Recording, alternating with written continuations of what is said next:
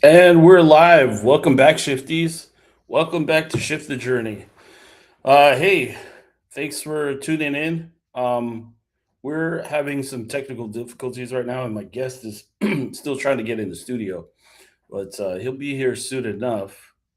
Uh, so, um, hey, let me just talk about what this is.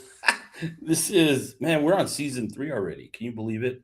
So, this is episode, what are we on? Episode 62? Is it episode 62? But it's episode 62, which is episode two, of season three. And so, a few years ago, I had this idea where I say, you know what? I want to um, go. Oh, hey, look, there's somebody right there. Oh, and I can't see his face, but he'll come on. Don't worry. But 3 years ago, I had this idea. I said, you know what? I want to have my own show. I want to talk about like careers. I want to talk about. Oh man, he just disappeared again. I want to talk about people's experiences. I love helping people find their career path, and one of the ways to do it is by sharing experiences. And so I created this show as like a platform to help people get some information, just free information about other people's experiences. At the top of my list was like, hey, you know what? I want to help out veterans. I'm a veteran myself. I served in the US Air Force for 20 years. And when I got out, I didn't really have a lot of guidelines as far as like what uh what to do and how to find a good like first job. Entry level data analyst is what I was looking for. And so I had to build a network. I had some good help from family and friends and built a network and was able to um find some things like to help me build my resume and to not just build my resume, but and build my network, but also build my confidence in interviewing. And then it ended up being where interviewing was like probably way better. My interviewing was way better than my resume. All right. So Ed Bradley is trying to reconnect. Here, add to the stream, man. What's going on? I see you. I see your screen, but I don't see your face. And maybe you have to reboot or something. Hang on, give me 1 second. Let me see if I could get him to get this working for him.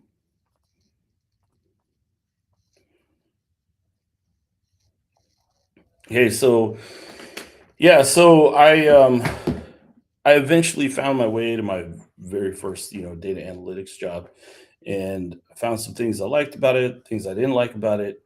I was looking around to try to figure out what I wanted to do. I worked in my first data analyst job for like it was like 18 months, and I took a little break. I actually left the company and I was trying to figure out what I wanted to do with my life. I was like, is that what I want? Am I built for this? Do I is there something else I can do? Because it was so early in my career, I figured there were, different kinds of options for me because I was, entry level. And so I talked to a couple people, took a couple months off, re restarted, and ended up going in the same direction, but in a different company with a mid-level analyst position. And so that was, I think, if I had not had people to help me along the way, then I think maybe I'd still be there. Maybe I'd still be looking for like what I want to do with my life. And so I years later, that was like in 2017, something like that. 2017, yeah, late 2017. And so years later, I was at a company that had several shows on LinkedIn and YouTube, and I joined on a couple of those episodes, and I was like, you know what, I really like this, and I wish that I could like run the show myself. I could ask the questions and see where it would take me. And so I read a little book about running a show, and then I was like, let's do this. I asked for a microphone, and a headset for Christmas, and I got it. And I was like, okay. And I put it out on LinkedIn saying, this is what I'm doing. And um, so then people could hold me accountable. Hey, look who that is. All right. After all this time, we're here. But yeah, all this to say, I put this thing out here and I was like, hey, this is a great way to help people by sharing experiences, by just, telling your career journey. So today's guest finally here. Uh, We know, you're like I don't know. sideways. I was gonna say Oh, we okay. I'm have the sorry. video. I was like, we have the video. Do we have the audio? Yes, we have the audio. Okay, here we go. We're back. All right. So our guest today is Ed Bradley. He is a retired Chief Master Sergeant. He served in the Air Force for 30 years. I initially put 22 years because I was reading his LinkedIn and I was just, I don't know, reading the dates, I guess. Silly me. Why would I read the dates? 30 years. Man, that's a long time. That's Yeah. a really Yeah. long time. You were doing the military math there, Tito. Yeah, no, I really was. It was crazy. But I was telling my wife, she's like, "Oh, who's on the show tonight?" I said, "Oh, Ed Bradley, Chief Bradley. He was the guy at Second Air Force who every time I saw you, we were like instantly talking trash about sports, right? And I remember one time you came into the office and like I saw your face because my desk was right there, and I saw you come in, and then we just started talking like blah blah blah blah blah, and then you're like, wait, I came in here on official business. I came here to actually. I was Right. like, oh my bad, Chief, my bad. Right. So, and since then, your Eagles have won 2 Super Bowls, and my Falcons have failed me miserably every every year. But Hmm. Bulldogs have won. Georgia has won 2 championships. So anyway, here we are. So where are you coming in from? Where do you live now? San Antonio. Oh, San Antonio. Yeah. Yeah. So all right, let's start from the beginning. Where are you from originally? Philadelphia. I was born in Philly. That's why I'm, of course, an Eagles fan. Fly, Eagles, Yeah, fly. yeah. Um, so, and then moved out to the suburbs, just, 15 minutes away from Philly, I guess. So I'm from the East Coast, but I Yeah. I left when I was 19, to join the military. So Yeah. So did you have somebody in your life who was like a role model that made you decide, oh, I want to join the military? no, not really. Which is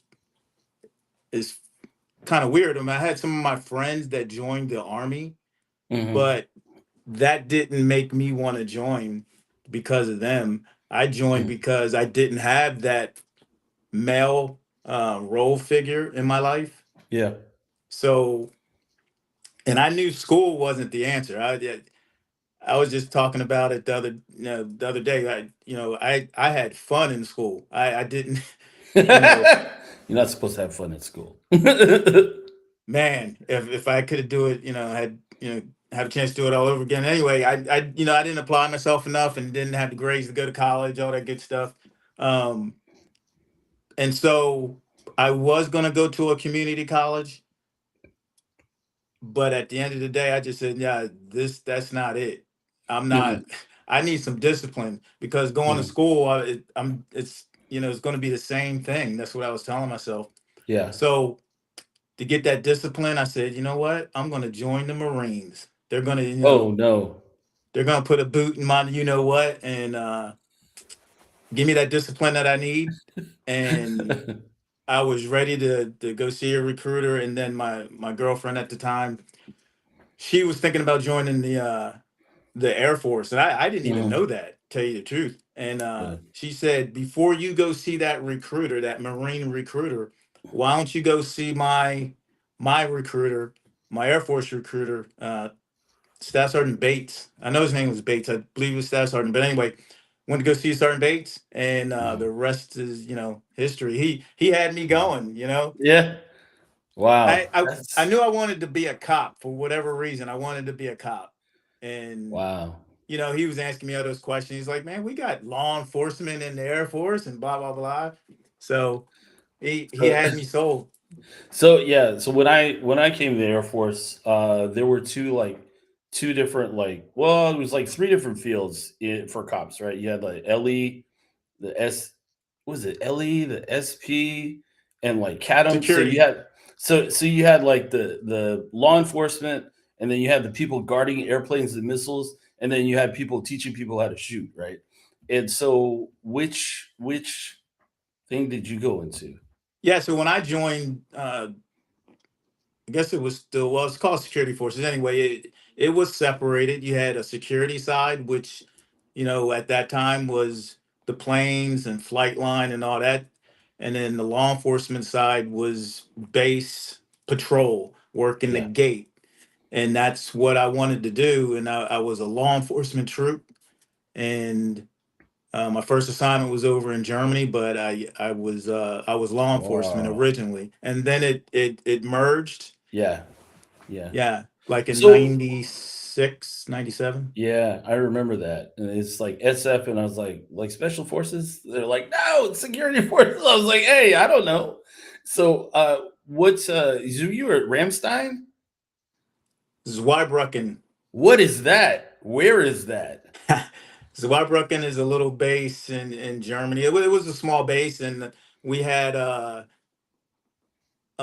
F4s. They were called RF4s. They were Oh yeah. reconnaissance, and yeah, it was a small base. It's now closed, but it was a nice little base, and I was over Yeah. there for 3 years, and I Three did, years. yeah, law enforcement. And then so then where did you go after that? So when I joined the military, when I joined the Air Force, when I met my TI, or those, you're under the overhang, and these TIs come out of the tunnel. Just yelling at you. Uh, right then and there, I was like, I want to do that. No way. Yeah, That's so funny. from That's day one. hilarious. So I get to Germany, and I'm applying, sending. In that time, I mean, you actually had to mail a package off. Yeah. And I was trying to, I was applying to be an MTI, but I didn't get accepted. And so my goal was to get stationed in San Antonio.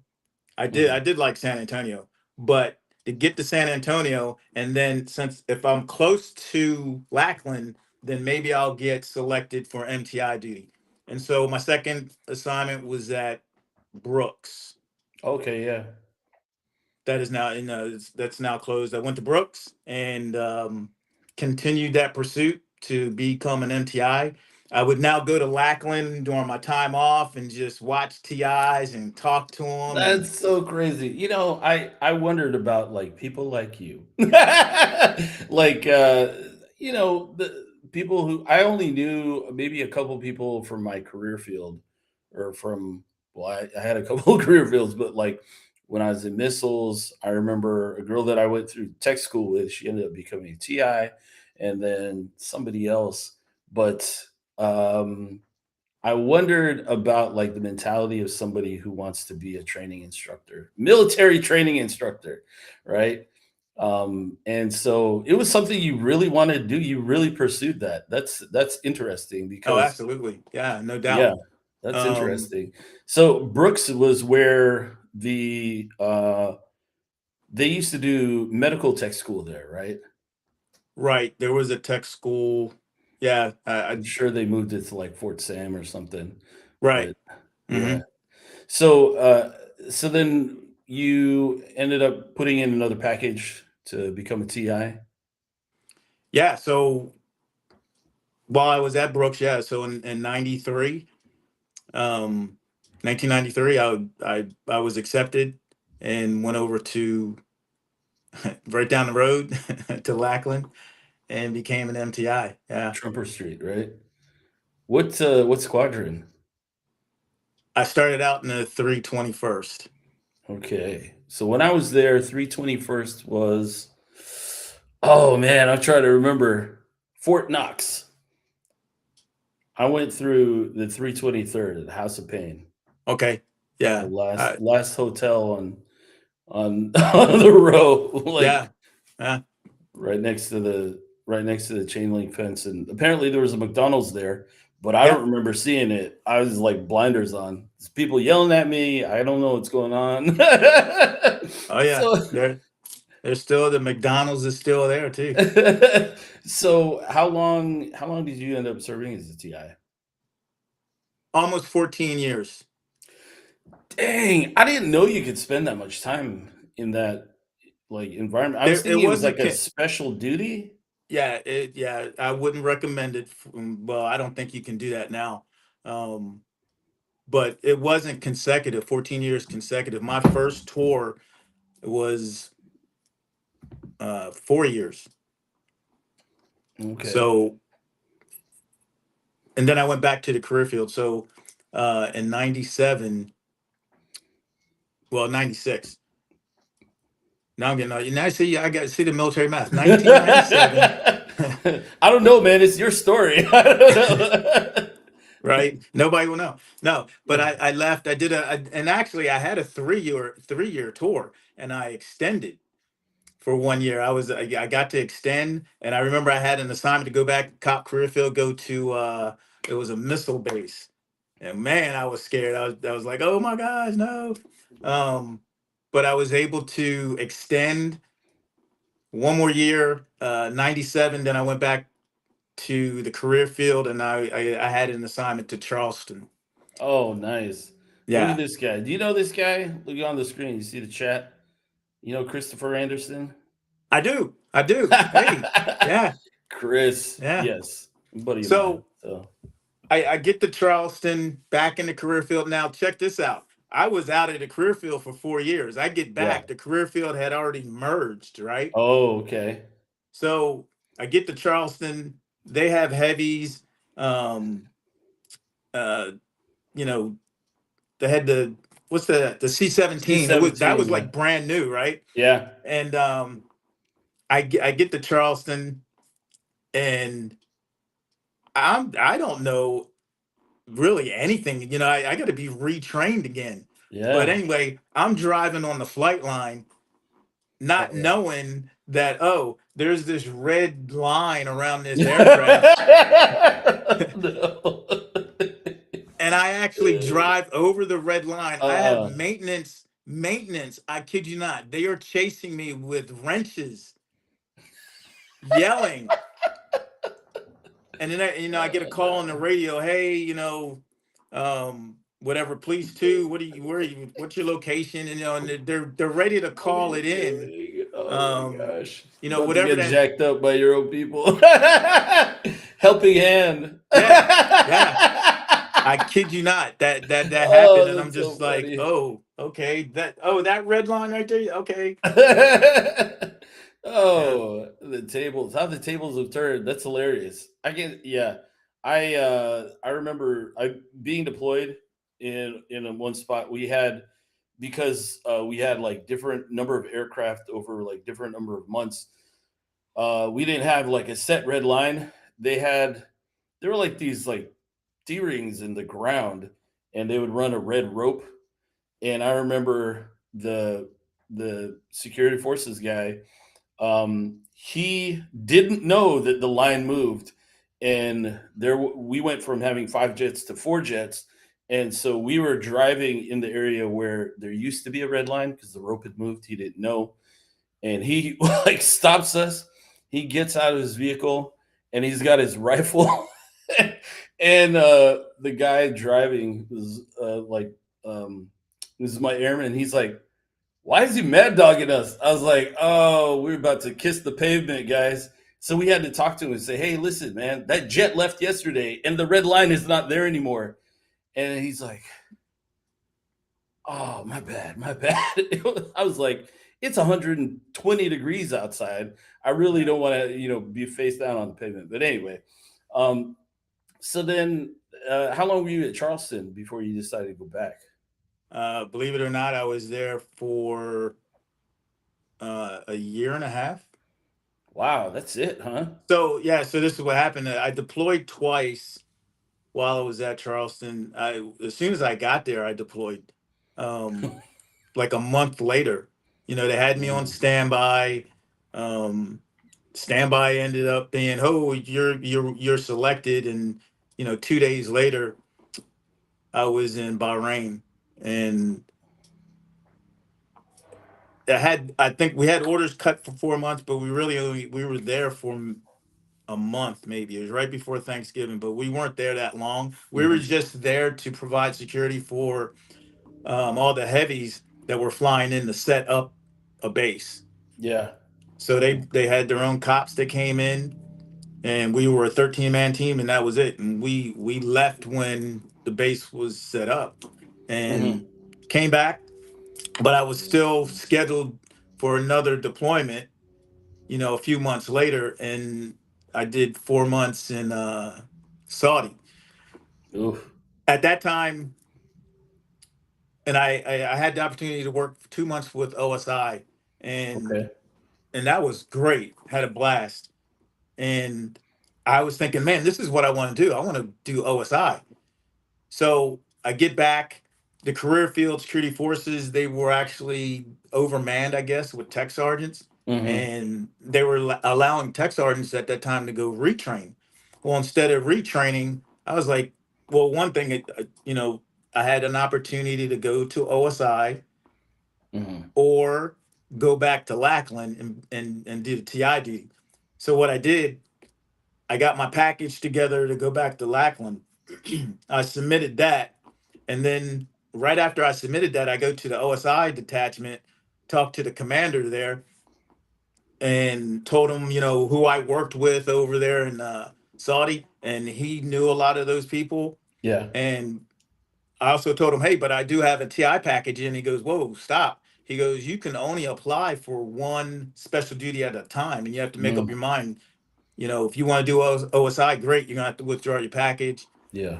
And I didn't do that. I didn't withdraw my package. I said, man, my package is already in. I feel pretty confident that I'll get to go back. So anyway, I got selected to go back, and I had to do a time on station waiver at Charleston because I didn't do 2 years at Yeah. Charleston. So I was back January 1999. I go back to Lackland. Wow. And I had just basically, I left in like October of 97.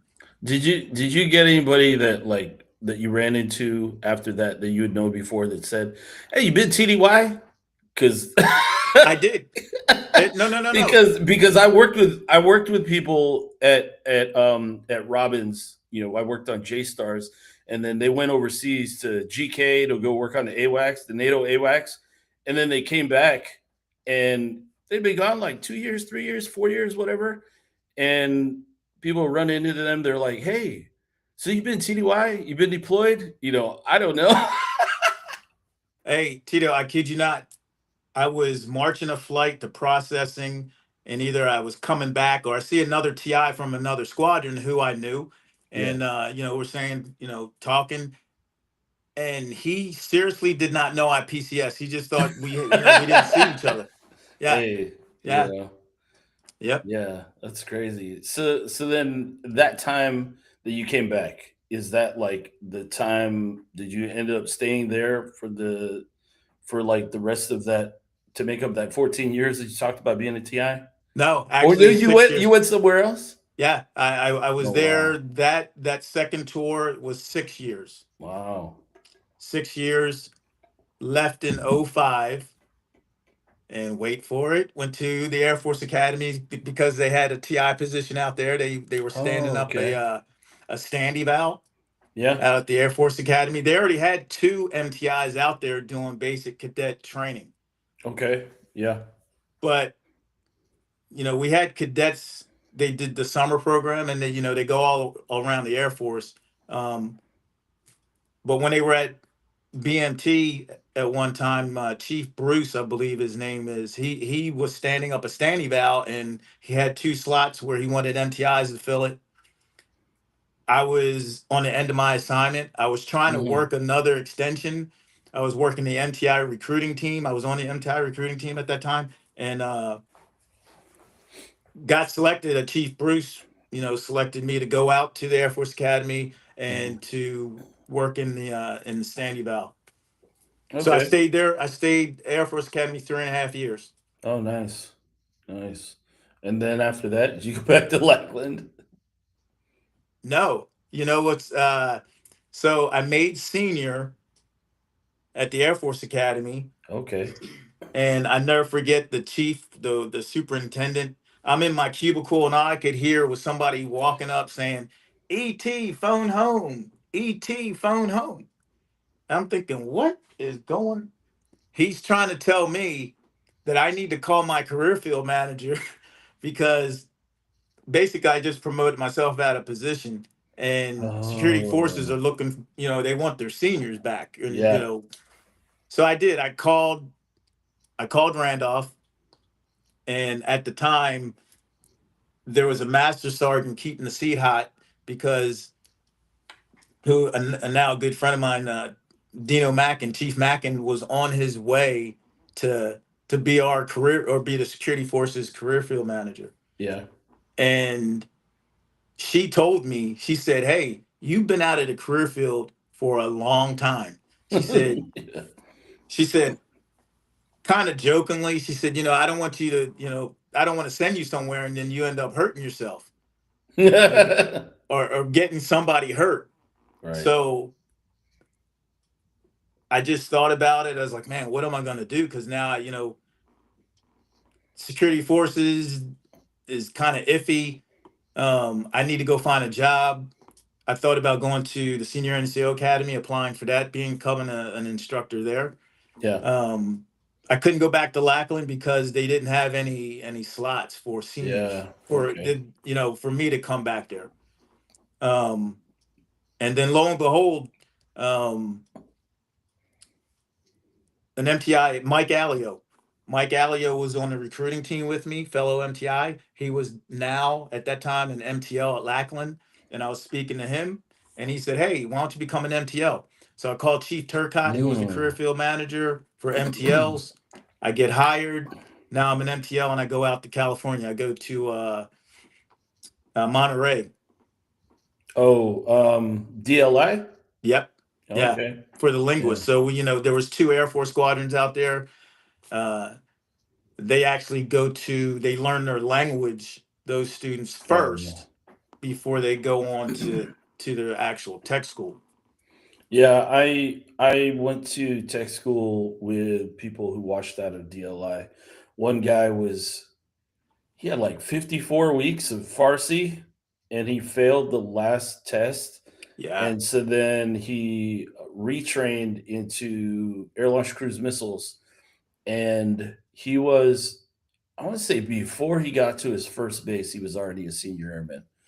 yeah, Because I mean the his first tech school was really long, and then our tech school for cruise missiles, we had electronics principles at Lackland, and then missile school at Vandenberg, and it was like 9 months, something like that, 7 to 9 months, and then you're you know going to your first base. So he'd been in for a while.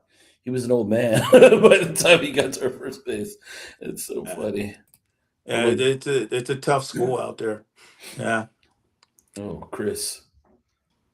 So um yeah, I'm dropping names. People are like, Yeah. um, yeah. So was out in California, did the MTL duty out there, and fortunate enough to make chief. And the career field manager for MTLs was retiring, and I was fortunate enough to get selected to replace him. So that's how we met. That's how I got the Second Air Oh, Force. okay. So, but let's see. Did you? I was trying to think. Was Chief Staten? You made me call him Dave. Was Dave Staten? Was he not also an MTI? Did you Yes, work he with was. him? Yeah, absolutely. Yeah. Okay. So what? I mean, I knew Chief Staten my first tour, Okay. and when I came back on my second tour, believe it or not, Chief Staten was at the 21st. He was at the 321st at the Okay. time, and they put me with him Oh, uh, okay. as a rookie Yeah. because I just came back, and yeah, so I had the opportunity to work with Dave then. Okay. So then, how long were you at Keesler? 3 years. 3 years. What year did you Yeah, leave there? 2010 I got there in 2010, left in 2013. All right, what is this, Chris? What are you putting on here on the chat? What does that mean? Skippy. What? That's what it says. I see Yeah, Skippy. But yeah. I mean, that's his nickname, Skippy. Oh, okay. Yeah. So, yeah, and then wait, so you left Keesler when? 2013. Now, now, 2013. now I go back to Lackland. Oh, okay. Yeah. Man, I was trying to remember the timeline. I'm like, did I leave and you were there? I don't remember. I mean, I left in 2015. That's when I retired. So Yeah, I you had were the already gone. opportunity to go back, and I went back as one of the squadron superintendents. So in 2013, Yeah. I went back. Yeah. So, like, your passion really for a while has been like educating and training people. Yeah. Yeah, like I said, about at least 22 years in the training environment. Um, yeah, I have a passion for it. I love it. I love the job, and would do it all over again. Definitely, Yeah. it was a great job. So tell me about your transition into the civilian world. What were your kind of what were your thoughts as you started to fill out the paperwork, go through out processing, go to tap? Yeah, it was scary, because after 30 years, um, you just didn't know everything it was going to change, and but you didn't know how much. Mhm, Um, I didn't have any job lined up mhm. when I left, and I really it wasn't something I was looking to do as soon as I got out. I really wanted. I said to myself, yeah, I'm going to take about 6 months off. And a lot of my friends were like, "Yeah, that's not going to happen. You are not going to do that." Um, and they were right. I think I would have never lasted 6 months just doing nothing. Um, Yeah, but anyway, it was scary just yeah. transitioning to walk into the unknown. At Mhm. least for me. Oh yeah. I mean, I So I didn't serve 30 years. I served 20, and just trying to prepare to get out. I'm like, I've been doing this my entire adult life. And so then being 40 years old and trying to find a job, it was like that was scary. yeah. Um, but anyway, decided just to find something. I had some part time jobs. Yeah, I Um, saw you were a DJ, huh? Wicka, wicka, wicka. well, actually, even while I was in the Air Force, I used to work at a radio station. I was an actual Oh, the DJ on actual air. disc jockey. Okay. I was thinking, you're like mixing it up for like weddings and like quinceañeras and stuff. So I first got into DJing when I was in Germany. I always wanted to be a DJ. That was one of the things I've always wanted to do when I was little. Loved it. Just listening to the radio, listen to the disc jockey. I used to pretend I was on the radio when I was little. I get to here in San Antonio, and I DJ'd in Germany. We DJ'd clubs, with the turntables, all that good stuff. Yeah. I get here at Brooks when I was a cop, and the DJ that was on the radio, we working the mid shift. I would actually call in because he would have a contest. He'd play a song backwards, and you had to guess the song. Oh, that's funny. I kept on guessing the song, and now he wouldn't let me win so much, but we became good friends. All Yeah. right, his name is Ross Johnson, but he went by Ross Knight. That was his radio name. We became good friends. He Yeah. allowed me to go up to the station to go see him and everything. But long story short, I became an intern uh, right before my Desert Storm kicked off. They allowed me to be on the air. My first time ever on the radio. Wow. It was a disaster. But anyway, I get back from after 6 months being over there in the desert. I got my job back. or I got a job. I actually got a job. Interning eventually led to working late at night. I had an on-air shift, but anyway, I did that. Did radio here, and then I did it at the Air Force Academy. They had a radio station too. Oh, okay. All right. We didn't do anything live. It was all voice tracked, but we had a Mm. blast. And I worked with some other people, Jen Isom, who was who worked with me in Stanleyville. Ken Narwhal worked with me in Stanleyville, and uh, they all had nicknames. Ken was Peanut. Jen Isom was Ice. Um, I had, I think her last name is Figueroa. I think she. No, I'm not sure. I'm not if she was on there. If Fig, but anyway, I did that. Um, and then but I was a DJ for an entertainment company. We would do weddings. Oh, uh okay. Yeah. yeah, and that was most recent. It Yeah. was one of my jobs but that was a lot of work. You put in 12 hours work. I mean, you're loading, you're going into the warehouse, loading up a van full of equipment, Hmm. loading up your car, maybe you're driving, all over the place. You Yeah. get there, now you have to set up for the wedding, and Yeah. you're playing for 3 hours. That was the fun part. It was Yeah. you know the setting up, Set up and tear down is like breakdown. the Yeah, man, worst. woo, Yeah. forget Yep. that. But So, at what point did you decide to look for a job in civil service? I think that was I since I retired. I think I was Yeah. always looking. Why? Because familiarity. You're Yeah. obviously prior military, so jumping into an area that you're familiar with, looking at something in the training realm, uh, Hmm. definitely. So why not?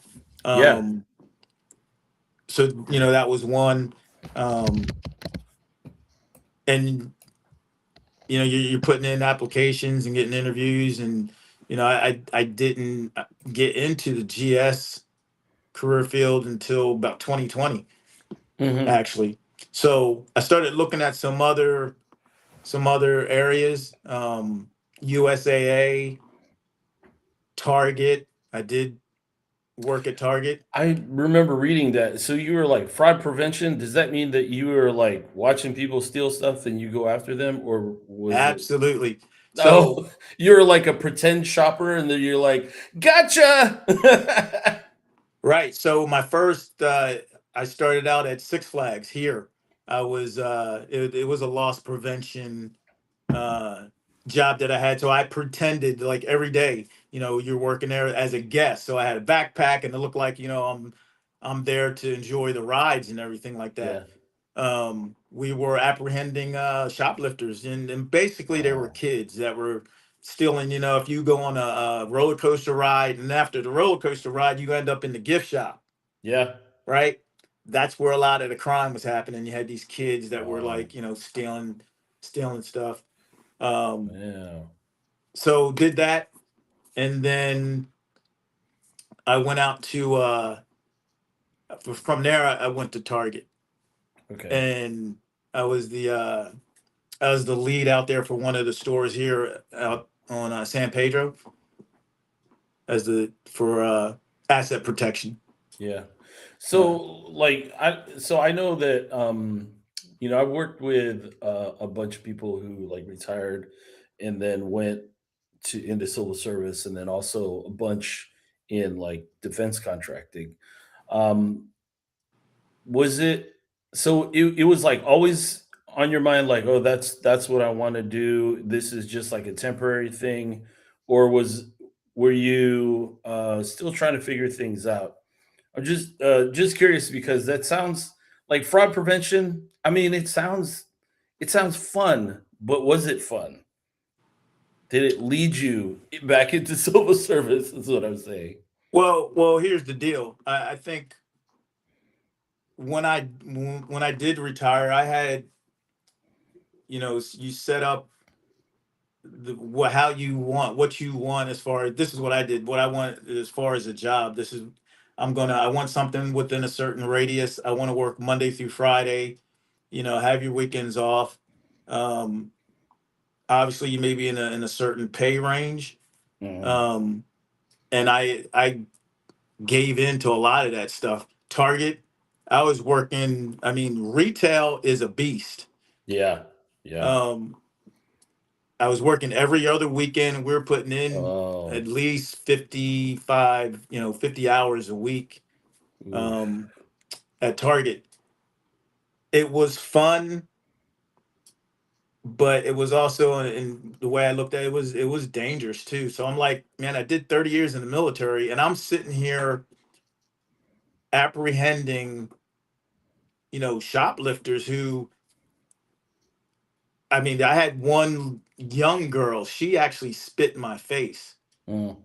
She Yeah. stole a bra, and we had her in the front of the store, and I almost quit that day Yeah. after she spit in my face. Um, I had a girl, swing at me. Her and her boyfriend were, stealing something. So I just looked at it. I'm like, what am I doing? Yeah. I don't, the job's fun. I love the people who I'm working with, but I was threatened. A guy was walking out with these razors that were very expensive. I mean, Mm. they were spider wrapped. They had the security wrapping on them. But as he's walking out, we caught him, but he threatened to stab me. Oh boy. And I'm Yeah. not. I don't know if this guy has a knife or not. But Yeah. it's just it was those kind of things that I said, okay, I probably need to look for something else. Yeah. and Okay. uh and that's what I did, just because I'm not a young guy. you Yeah. know Yeah. I mean, um it's like I want to do these things that are yeah, kind of dangerous, but yeah, my body's like, no. yeah. Yeah, I gotcha. So then So, I went to Randolph Brooks, actually, after that. mhm, Office job, managing the fraud department at mhm. Randolph Brooks. Okay. And then you And went then on see, now to, you're back Monday through Friday, you got your weekends yeah, off, blah blah blah.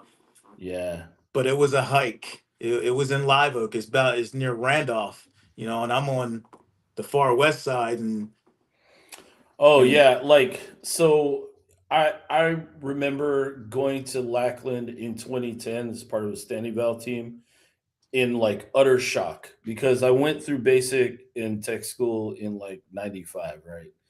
And I remember in 95 when I was in tech school, there was like the loops that go around San Antonio, right? And there was basically nothing between the inner loop and the outer loop. And when I got there in 2010, I'm like, oh my gosh, there's skyscrapers, and there was no more space between the loops. And so, like, between the loops back then, it was just like nothing out there, but it was like right. so crowded. And so I can imagine like the the hall. I mean, your traffic and all that probably pretty terrible. It was pretty terrible in 2010. That was Yeah, it was out of 16 control. years ago. It took me an hour to get home, uh, Wow. Yeah. and that was just crazy. So, Yeah. and then COVID happened, and then once they sent us home to work out of our home, and me being, I mean, fairly new. Mhm. A lot of changes were happening as far as with the fraud department. They were merging credit card and fraud with account fraud. But anyway, left uh, Randolph Brooks, Yeah. and that's when I got into the GS. But it was on Yeah. the medical side. It was just weird, uh, at the VA, at the Audie Murphy, Okay. the Veterans Hospital. They had a brand new position, and I had a job. I was working at University Hospital, which is across the street, and it was sort of like an ambassador position. Uh, and believe it or not, I'm always, you're always looking. You're on your computer. Well, at least at that time, just checking out the GS jobs, Yeah. and I saw one for an ambassador at the VA. So now it's a GS position, and it's similar to what I was doing across the street. And sure enough, I mean, fortunate enough to the start, in the GS. So that was about 2020. Yeah. Oh, that's cool. Okay. And then from then on, I see that continued on with like the GS path. Yeah, so stayed at Audie Murphy. They opened up a clinic off of 151, which is really close to my house. So uh, they put me out there. I live, really close. I don't think anybody else wanted to go to that clinic, but I had the opportunity to actually start up the ambassador program at that clinic, Oh, that's cool. and yeah, that was a blast. Starting that up and taking care of our veterans and everything. Um, and just a year ago, I'm still looking, and I see a position. Uh,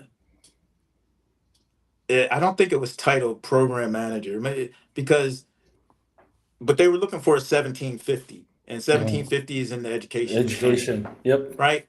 So believe it or not, I mean, I was 3 credits or 1 credit shy of actually qualifying for any Oh, 1750 job. wow.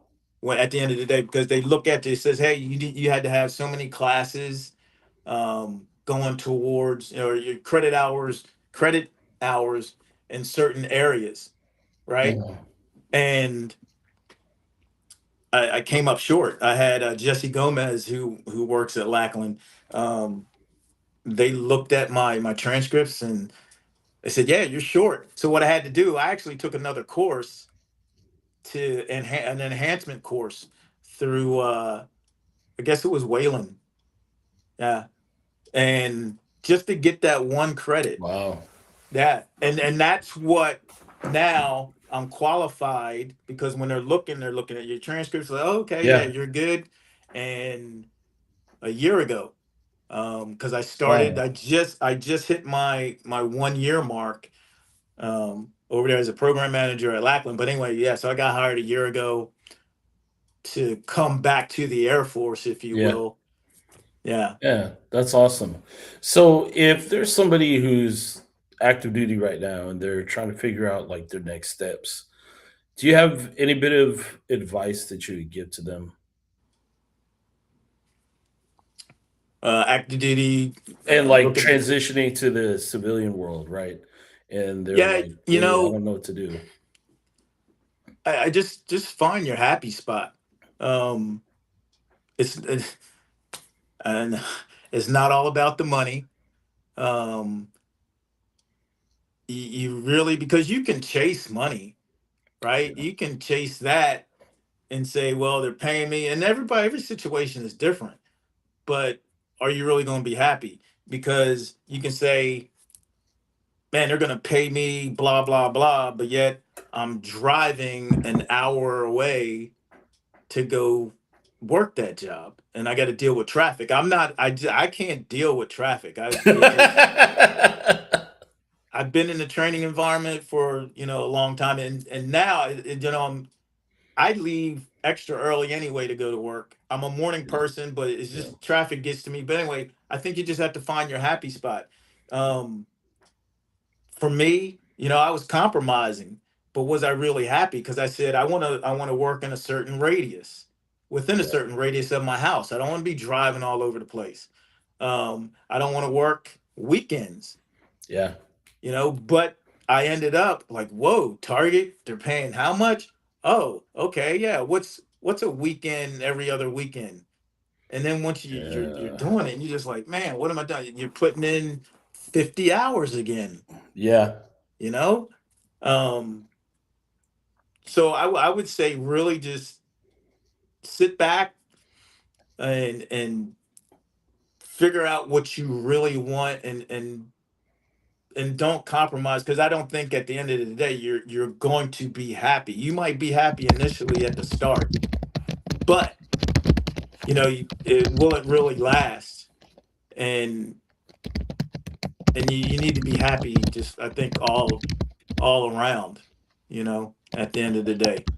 yeah. So I'm gonna put I'm going to sum that up and I put it out on YouTube, and just basically say that it's funny. I tell people this all the time. I can type pretty fast. I can talk pretty fast, but I cannot type and talk at the same time. Figure out what you really want, um, because you may end up sacrificing more than you really want to. And you know that's That, like that's a summary. You didn't exactly say that, but that's what I got out of it. yeah, I mean, Because I mean, sacrificing your happiness. oh yeah, Um, I've worked some jobs where I was like, yeah, I'm gonna make so much money, and then it's like, oh, but I worked 80 hours this week. Do you get more money for working 80 hours? No, because it's salary. So you know, you got to really figure out what you want, because at the end of the day, um, money money comes and money goes. Things break down. You get a brand new house, and then like a few years later, you got a lot of maintenance. You get a brand new car, same thing. Things are things, material things, you know. But the time that we have with our families, that is, well, I get emotional. Ooh, the time that we spend with our families, the time that we have with our families to spend with them, we'll never get that back, right? Absolutely, absolutely. And looking back, man, and my son, he's 14, daughter's 18, but man, it would have been rough just, being in the training environment, and man, I was so focused on the job and me as far as promotion was concerned. And then I went to school, you know, I was just hunkered down on that. And Yeah. I didn't have young kids at the time. I mean, wow, and I look at individuals that are in now and are in that situation, and Hmm. yeah, I mean, it's you got to have a balance there. Um, Yeah, definitely. my hat goes, Definitely.